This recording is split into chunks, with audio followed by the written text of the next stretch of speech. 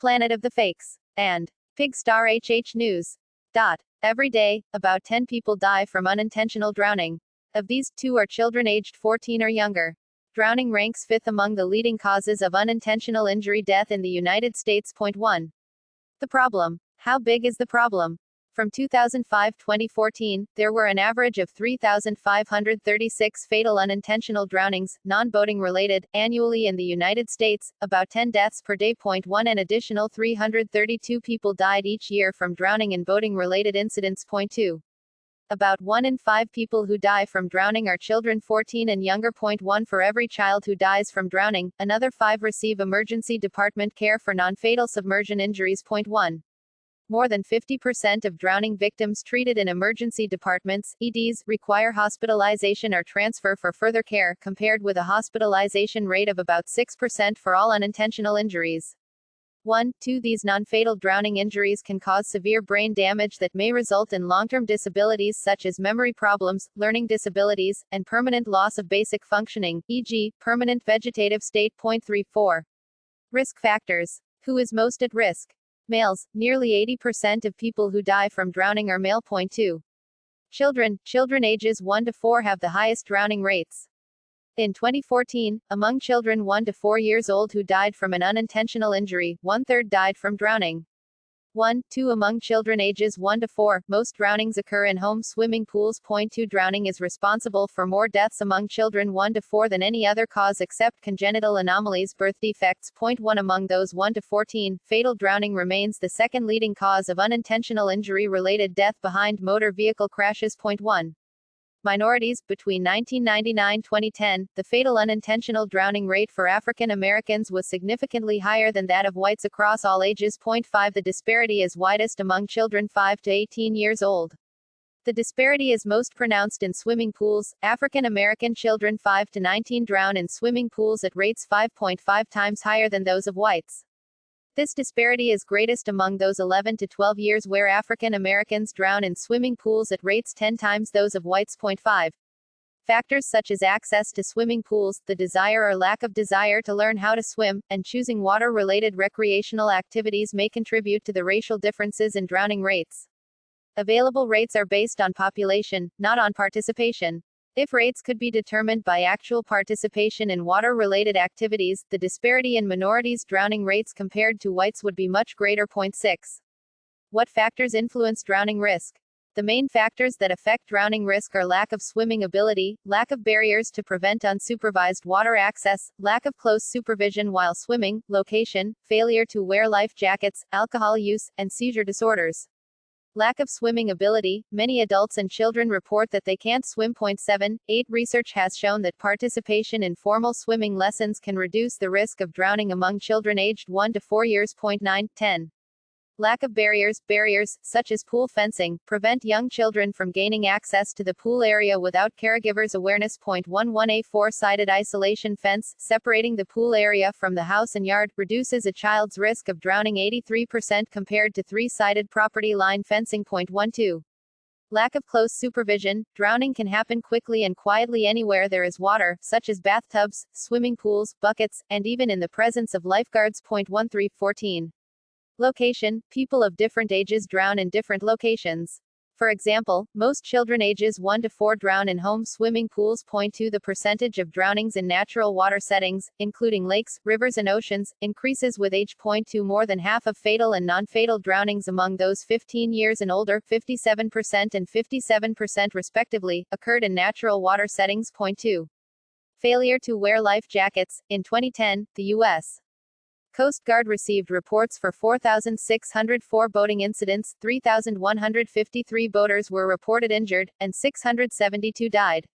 Most 72% boating deaths that occurred during 2010 were caused by drowning, with 88% of victims not wearing life jackets. 16 Alcohol use. Among adolescents and adults, alcohol use is involved in up to 70% of deaths associated with water recreation, almost a quarter of ED visits for drowning, and about 1 in 5 reported boating deaths. 17 Alcohol influences balance, coordination, and judgment, and its effects are heightened by sun exposure and heat. 17 Seizure disorders. For persons with seizure disorders, drowning is the most common cause of unintentional injury death, with the bathtub as the site of highest drowning risk. 0.18.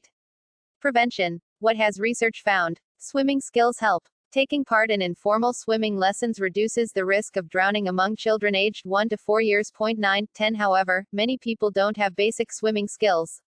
A CDC study 7 about self-reported swimming ability found that younger adults reported greater swimming ability than older adults. Self-reported ability increased with level of education. Among racial groups, African Americans reported the most limited swimming ability. Men of all ages, races, and educational levels consistently reported greater swimming ability than women. Seconds count. Learn CPR. CPR performed by bystanders has been shown to save lives and improve outcomes in drowning victims. The more quickly CPR is started, the better the chance of improved outcomes. 0.19. Life jackets can reduce risk.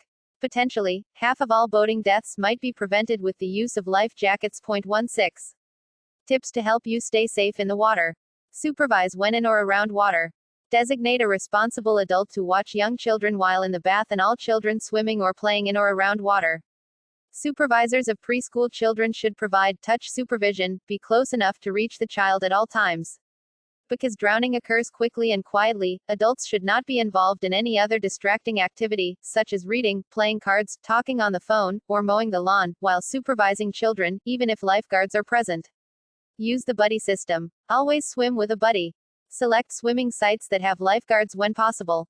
Seizure disorder safety. If you or a family member has a seizure disorder, provide one-on-one supervision around water, including swimming pools. Consider taking showers rather than using a bathtub for bathing. Wear life jackets when boating. Learn to swim. Formal swimming lessons can protect young children from drowning. However, even when children have had formal swimming lessons, constant, careful supervision when children are in the water, and barriers, such as pool fencing to prevent unsupervised access, are still important. Learn cardiopulmonary resuscitation, CPR. In the time it takes for paramedics to arrive, your CPR skills could save someone's life. Air-filled or foam toys are not safety devices.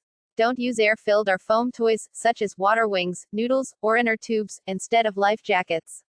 These toys are not life jackets and are not designed to keep swimmers safe. Avoid alcohol. Avoid drinking alcohol before or during swimming, boating, or water skiing. Do not drink alcohol while supervising children. Don't let swimmers hyperventilate before swimming underwater or try to hold their breath for long periods of time. This can cause them to pass out, sometimes called hypoxic blackout or shallow water blackout, and drown. Know how to prevent recreational water illnesses. For more information about illnesses from recreational water, see the More Information section below. Know the local weather conditions and forecast before swimming or boating. Strong winds and thunderstorms with lightning strikes are dangerous. If you have a swimming pool at home, install four-sided fencing. Install a four-sided pool fence that completely separates the pool area from the house and yard. The fence should be at least 4 feet high. Use self-closing and self-latching gates that open outward with latches that are out of reach of children.